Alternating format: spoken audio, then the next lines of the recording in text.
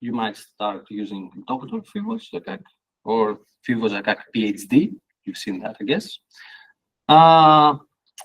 So you have to let people know, and it actually makes a difference in some places. The fun fact is that in these places that it makes a difference, you can add the doctor or PhD after or before your name without having a PhD, and it will still make a difference. So if you want, you can try it.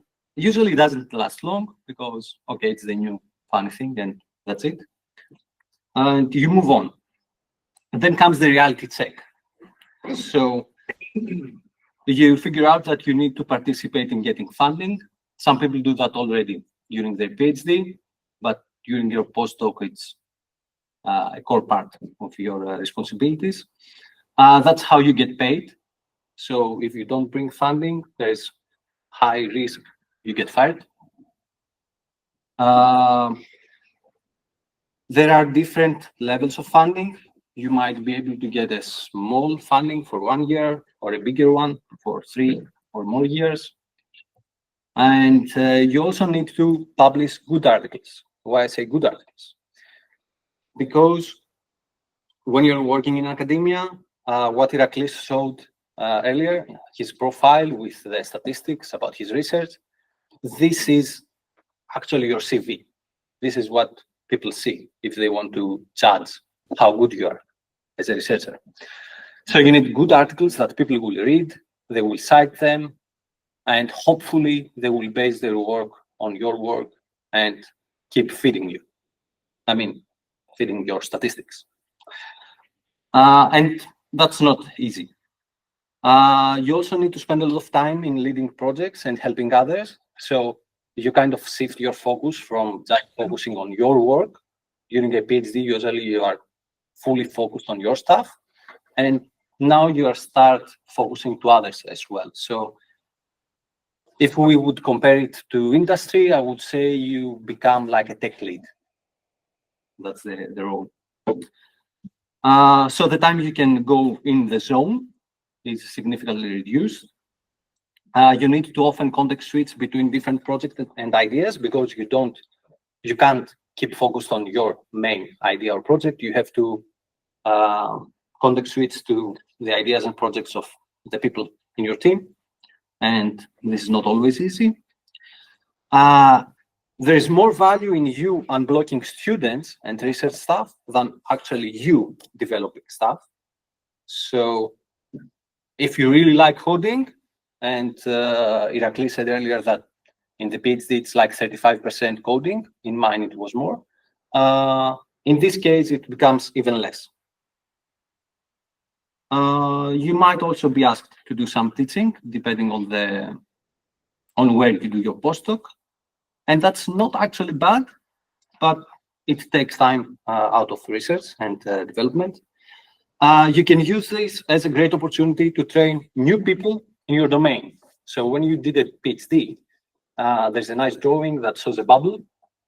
And the idea of the PhD is that this is the domain knowledge, and you start pushing in the bubble. And you push, and then you create a really tiny dot of new knowledge that you are the only one that knows about this stuff. So you can use teaching to bring more people to this little dot that you created. And hopefully you can recruit them, train them, and get them in the team to create more research. Yeah. So what are your responsibilities as a postdoc? First of all, you have to brainstorm and think about the big picture. So you have to kind of think about long term, what will make the difference in, which research will make the difference in 10 years or 20 years. You don't have to just think about short term, like next year, what we need to make to solve this issue that we are facing now. It's even more important if you try to figure out problems that will come in the next decade and try to fix them. You need to prepare early prototypes to explore the potential of ideas. So if you have a new idea, you have to prototype it and see, does it make sense? Should we pursue it? Should we just drop it and don't spend resources on that? You need to keep grad students busy. So if a grad student finishes his job, his current task, you have to think about what's next. That's not that true for PhD students, because usually PhD students are more self-driven. But for master students and research staff, usually that's necessary. You also need to ensure that they are not blocked. So if they have a difficulty, you need to step in and help them unblock them, and ensure there are always new ideas to be picked up. You also need to keep grad students on track. That means you are doing mentoring and supervisioning. You need to increase the funding, make sure there are enough cash flow in the lab. And what's your ultimate goal? So what's in for you? First of all, your time frame is typically between 2 and 4 years. That means that after your postdoc, usually you want to get, I wouldn't say a real job, but get something more permanent, like become a researcher, become a professor, stuff like that. So in these 2 to 4 years, you need to improve your CV, which essentially means that you need to prove that you can lead an independent project so that you can be trusted to lead a team later. And this actually becomes handy even if you decide to leave academia and go job hunting in the industry. Because if you show that you can lead an independent project, you can essentially join industry in a higher level. Your goal is to get connected. So you can do that to increase your visibility, become known. And many people that you meet during your PhD or postdoc, you will notice that they will keep popping up in your later professional life, regardless if you stay in academia or go to industry. Because usually when you have worked on a PhD and then on a postdoc, you are very experienced in a very specific domain, and the people that are like you are like tens or hundreds. So it's not a big community. And usually you keep seeing them after that. You also need to do that to make a living. So it's a paying job. And the pros of doing a postdoc is that you can you get to travel around a lot. So as Iraklis said, even during the PhD, you get to travel to present in conferences and stuff. As a postdoc, you travel to conferences to either present or watch. You go to workshops, you go to project meetings, and you also have opportunities to collaborate and to work in different institutions. So you can go 6 months and work on a different lab. You have flexible working hours. So you can wake up whenever you want, you can sleep whenever you want, you can work 2 hours in the morning, 6 hours in the afternoon. Usually you end up working 8 hours in the morning, 8 hours in the afternoon. But that's on the next slide. You have the ability to work remotely, usually in a hybrid mode, because you need to be present in the lab. It helps the team and helps some things moving easier. But you definitely can work remotely. You have great autonomy. There's no micromanagement. Sometimes there is not even management. So you are left on your own to figure things out and what needs to be done. You have freedom to choose what you like. So you don't have a boss that says, oh, you have to do that. You have the freedom to choose what you want to do. The tricky part is that you need to convince someone to give you money to do it. And this is the funding part. You get a lot of free licenses for multiple tools. You can use private GitHub repositories with unlimited CI time. You can get IntelliJ, you can get, I don't know, whatever you can think of, usually has a free tier for students, for academia, not necessarily students. You can get plenty of days off. In some places, you practically get unlimited days off. So you can go on vacation. And let's go on the bats. You travel around the globe. So it gets tiring after a while. It's fun in the first 1, 2 years, maybe 3 years. At some point, you're like, oh, okay, I don't want to go to a conference again. It's hard if you want to have a family, especially with young kids. The flexible working hours, as I said earlier, is a double-edged sword. So you might end up working hours that you shouldn't be working. And you might end up working more than you should. Autonomy is, again, a double-edged sword, because sometimes having a manager saying you need to do these 5 tasks is a peace of mind. So you just do these 5 tasks and you're done. You get plenty of days off. And in some places, they are practically unlimited. But do you use them? Many people find it hard to manage the above 3, the flexibility and the autonomy, as well as the time off, because it needs self-discipline. And sometimes they might even feel guilty, like, oh, I didn't work enough today, despite working enough. Or they feel like they didn't work enough because the result was not that they wanted. They don't go on vacation because there's this deadline for this paper, and they don't want to miss that. So you need to be disciplined. Yeah. Okay. Okay. So if you feel like the hours are not enough, if you feel like you need to work more, you are probably doing something more. And most probably, you have taken more responsibilities than what you can handle. So you need to reconsider your goals and priorities and reprioritize. There are some more buts. So sometimes it feels like nothing ever finishes. This is like the comic strip that Iraklis showed earlier. No matter what you do, there's always something more to do. There's always something you can improve. There's always this new idea that you can do.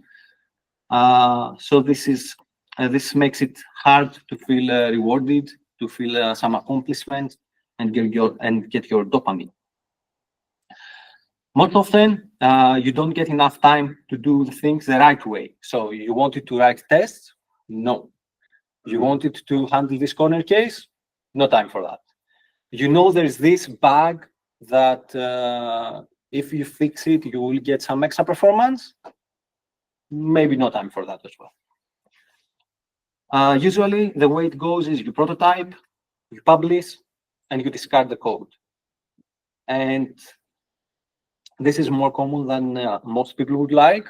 Sometimes you just want something solid that you can keep working on it and building on it, but it's not always possible. It depends on the lab and the research that you do.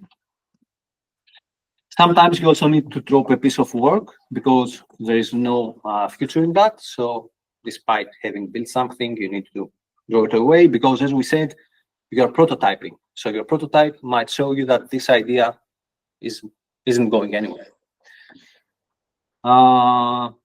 Yeah, you need to try and get funding. So you spend a lot of time to make your ideas fit in codes, because funding usually comes with some strings attached. So to get this funding, you need to do this kind of work.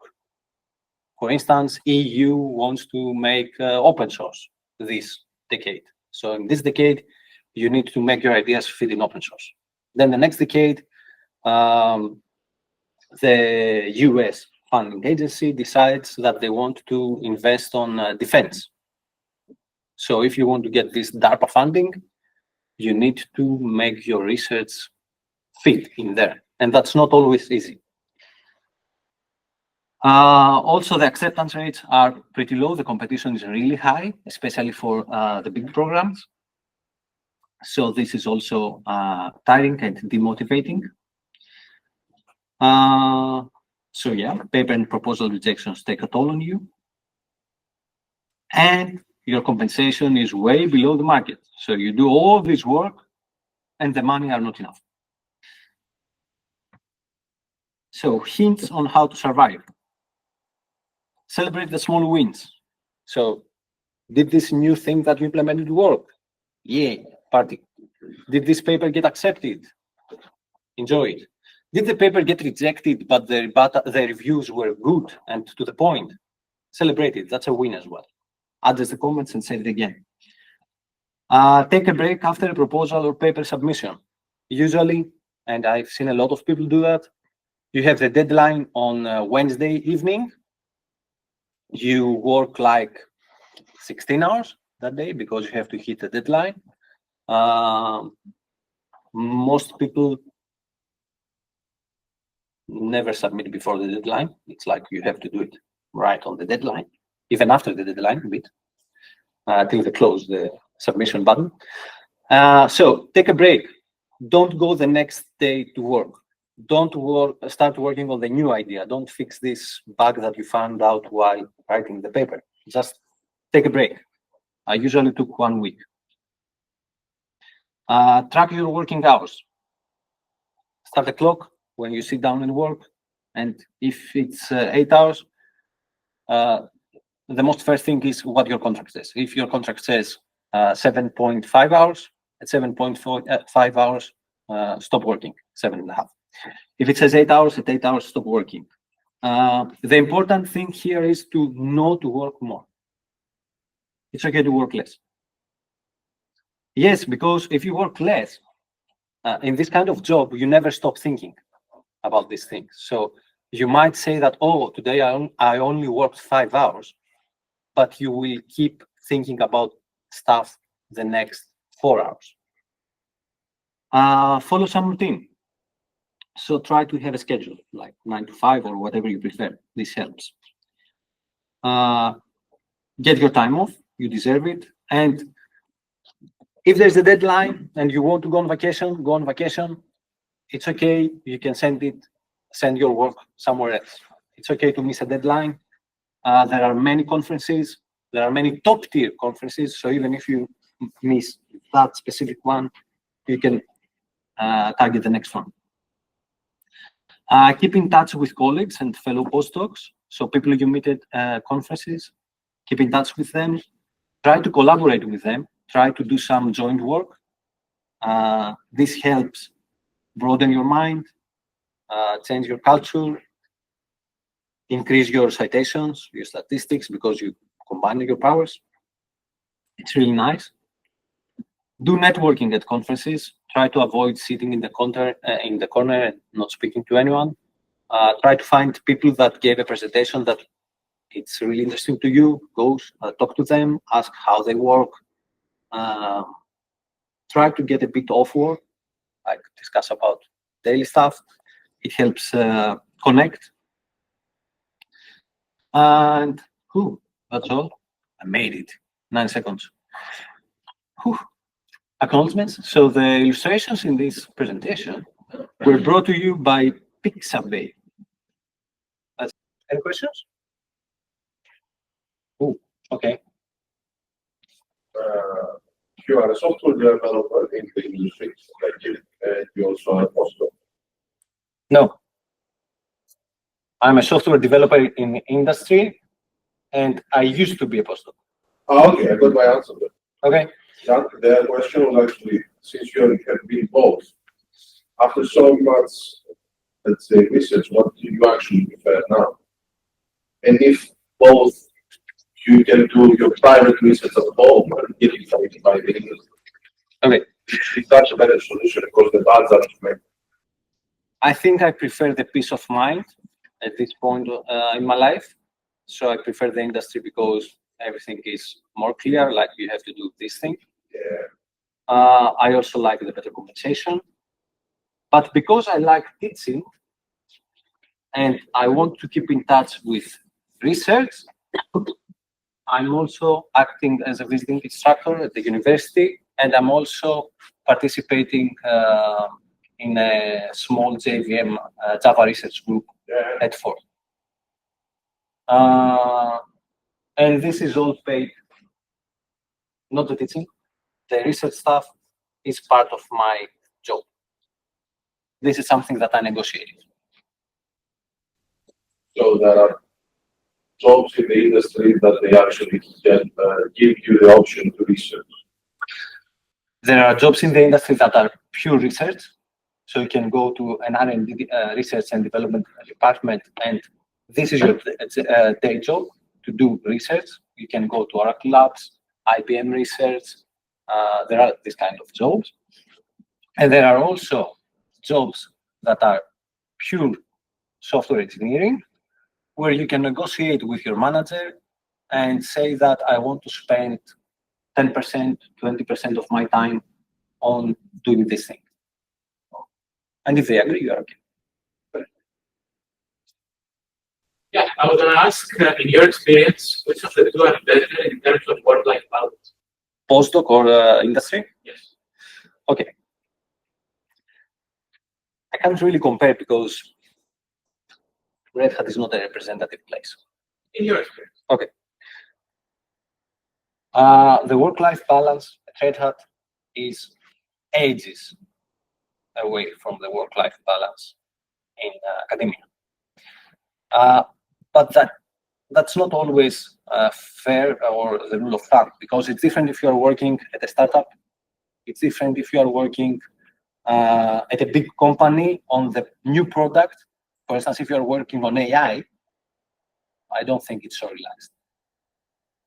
It's also different if you're a support engineer or a maintenance engineer. So it's not always easy to say. The key difference is that in industry, your work is 9 to 5. It might be stressful, but it's 9 to 5. In academia, you decide, and usually you don't decide to be 9 to 5. So it depends on you. Last question? Yeah. So having a PhD, does it make it easier to find a job, or like does it open special positions for you? Okay, having a PhD essentially lets you enter the industry with 6 years of experience. So it's essentially the years that you lost studying. It opens up new doors if you want to work on a research lab or on a research department in an industry. If you just want to work in industry, it doesn't make such difference. Your first job will just be a senior position. That's it. What was your PhD about? Everything I have done is on JVM, Java Virtual Machines, except my master, which was again managed runtime systems, but on C.